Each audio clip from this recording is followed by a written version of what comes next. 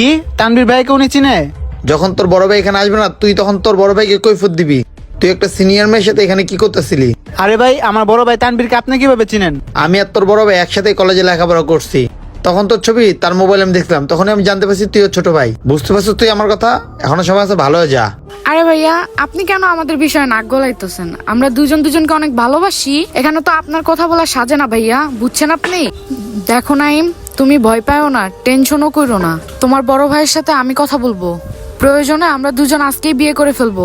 এই যে চাঁদনি ম্যাডাম, এখানে বিয়ের কথা কিভাবে আসলো? আর আমি আপনার কেন বিয়ে করব? আরে নাইম, তুমি এগুলা কিসের জন্য বলতেছো? আমরা দুজন দুজনকে ভালোবাসি, আমরা কি বিয়ে করতে পারি না? কি ভালোবাসা? ভালোবাসা মানে ছাই। তোর মতো মহিলা কি ভালোবাসবো? তুই তো বুড়ি রে। চেহারা আয়না দেখছস? দেখ, তুই আমার বয়স বড় আর তোর অনেক টাকা আছে। তুই আমাকে বড় বড় রেস্টুরেন্টে গিয়ে খাওয়াস আর ভালো ভালো জায়গায় ঘুরতে নিয়ে যাস। বুঝতে পারছো চাঁদনি?